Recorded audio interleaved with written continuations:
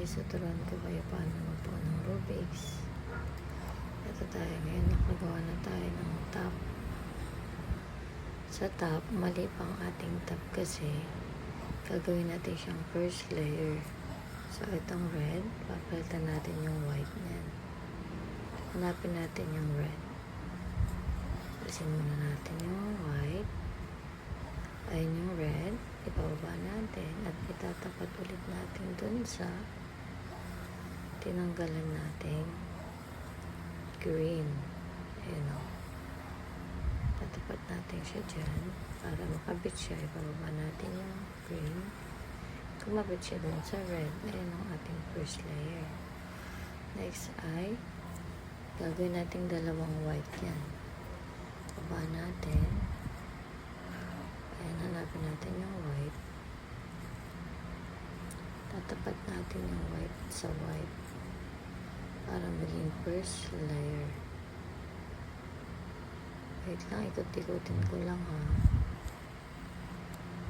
Ayan yung isang white. Ganyan gumawa ng first layer. Pero mali pa rin to. Kailangan gawin natin orange yung dalawang blue. So, ililigo natin. Ayan, nakuha natin isang orange. At ito isang orange. Kunin natin sa kabila.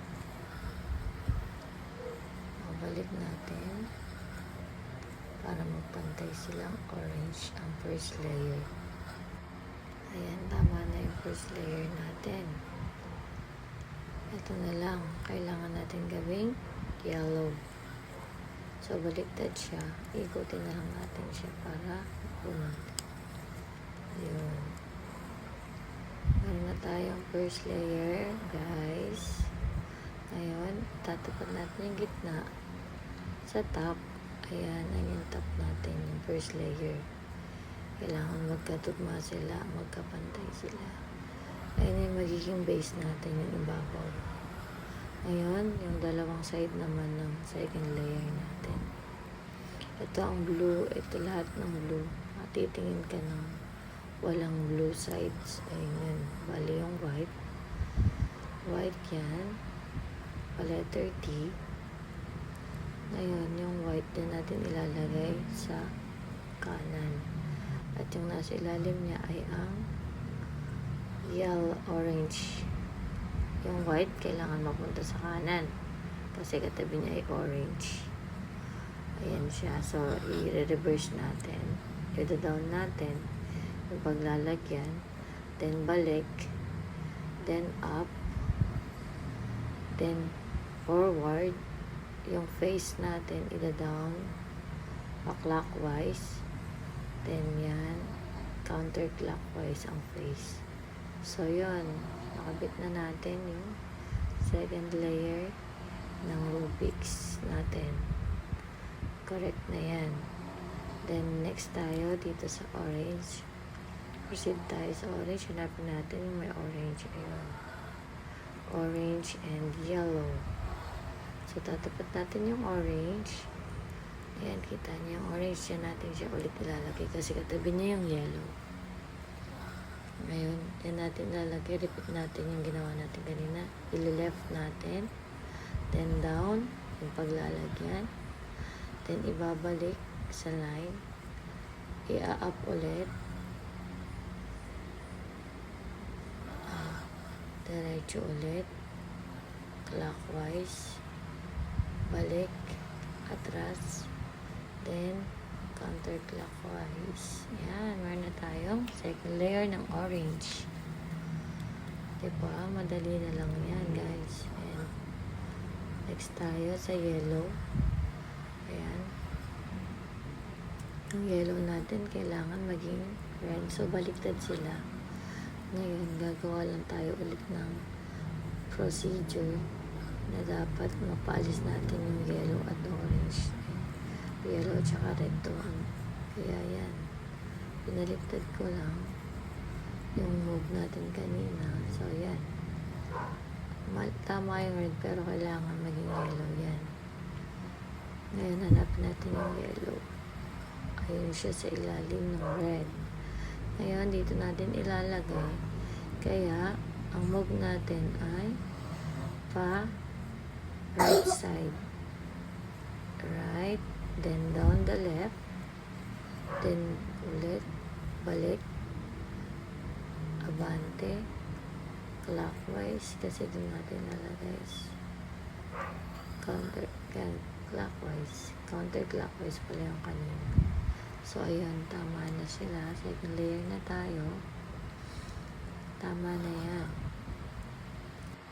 Meron na tayong first at saka second layer. Dito naman tayo sa ilalim. Kaya, kailangan natin ng 9 o'clock. 9 o'clock na color. Kung wala, ganito yung gagawin natin. Kailangan natin maging cross yan. Then, first move is 1 right, patala. 1 left, pataas. Pabalik. Counterclockwise. Then, pabalik ulit, atras. Oops, wait lang. Pabalik ulit tayo, tama. Babalik.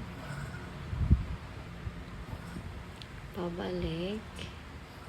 Then, down ulit. Then, last one. Oh, yan. Naging cross na siya. Naging cross na siya, guys. Yan. Tama na yan. Then, balik tayo sa top. Top na tayo. Kailangan yung bawat isa ay maging cross. Maging cross na din sila. Ayan. So, orange, kailangan yung maging cross yan.